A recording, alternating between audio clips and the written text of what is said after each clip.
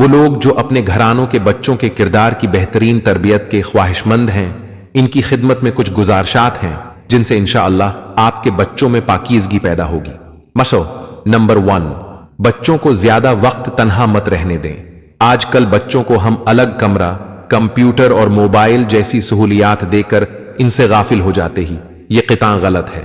بچوں پر غیر محسوس طور پر نظر رکھیں اور خاص طور پر انہیں اپنے کمرے کا دروازہ بند کر کے بیٹھنے مت دیں، کیونکہ تنہائی شیطانی خیالات کو جنم دیتی ہے، جس سے بچوں میں منفی خیالات جنم لیتے ہیں اور وہ غلط سرگرمیوں کا شکار ہونے لگتے ہیں۔ 2، بچوں کے دوستوں اور بچیوں کی سہیلیوں پہ خاص نظر رکھیں تاکہ آپ کے علم میں ہو کہ آپ کا بچہ یا بچی کا میل جول کس قسم کے لوگوں سے ہے۔ 3، بچوں بچیوں کے دوستوں اور سہیلیوں کو بھی ان کے ساتھ کمرہ بند کر کے نہ بیٹھنے دیں۔ اگر آپ کا بچہ اپنے کمرے میں ہی بیٹھنے پر اصرار کرے تو کسی نہ کسی بہانے سے گاہے بہ گاہے چیک کرتے رہیں۔ 4، بچوں کو فارغ نہ رکھیں۔ فارغ ذہن شیطان کی دکان ہوتا ہے اور بچوں کا ذہن سلیٹ کی مانند صاف ہوتا ہے۔ بچپن ہی سے وہ عمر کے اس دور میں ہوتے ہیں جب ان کا ذہن اچھی یا بری ہر قسم کی چیز کا فوراً اثر قبول کرتا ہے، اس لیے ان کی دلچسپی دیکھتے ہوئے انہیں کسی صحت مند مشغلہ میں مصروف رکھیں۔ ٹی وی وقت گزاری کا بہترین مشغلہ نہیں بلکہ سفلی خیالات جنم دینے کی مشین ہے، اور ویڈیو گیمز بچوں کو بے حس اور متشدد بناتی ہیں۔ 5، ایسے کھیل جن میں جسمانی مشقت زیادہ ہو وہ بچوں کے لیے بہترین ہوتے ہیں تاکہ بچے کھیل کود میں خوب تھکے اور اچھی گہری نیند سوئے۔ 6، بچوں کے دوستوں اور مصروفیات پر نظر رکھیں۔ یاد رکھیں والدین بننا فل ٹائم جاب ہے۔ اللہ تعالی نے آپ کو اولاد کی نعمت سے نواز کر ایک بھاری ذمہ داری بھی عائد کی ہے۔ 7، بچوں کو رزق کی کمی کے خوف سے پیدائش سے پہلے ہی ختم کر دینا ہی قتل کے زمرے میں نہیں آتا، بلکہ اولاد کی ناقص خیتربیت کر کے ان کو جہنم کا ایندھن بننے کے لیے بے لگام چھوڑ دینا بھی ان کے قتل کے برابر ہے۔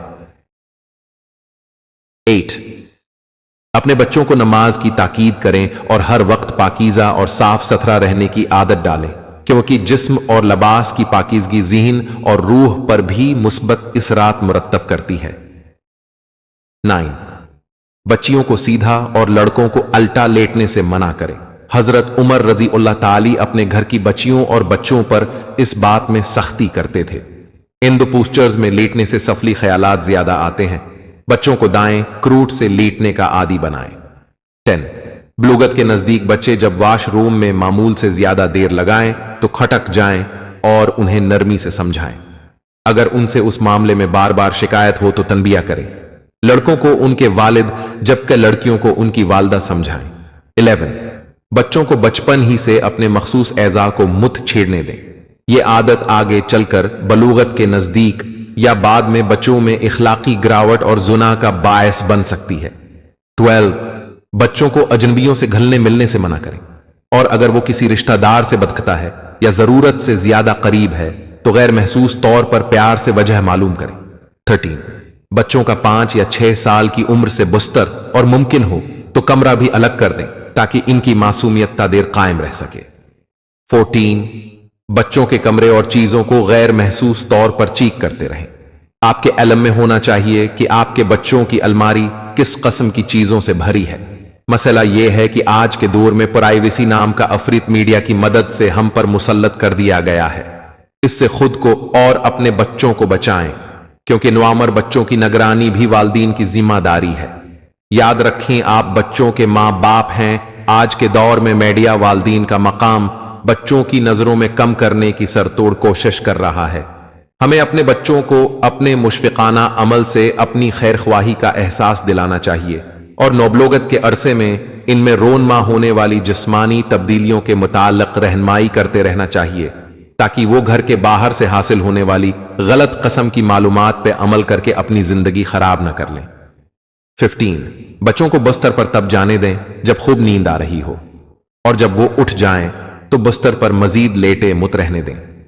16، والدین بچوں کے سامنے ایک دوسرے سے جسمانی بے تکلفی سے پرہیز کریں، ورنہ بچے وقت سے پہلے ان باتوں کے متعلق بے شعور ہو جائیں گے جن سے ایک مناسب عمر میں جا کر ہی آگاہی حاصل ہونی چاہیے۔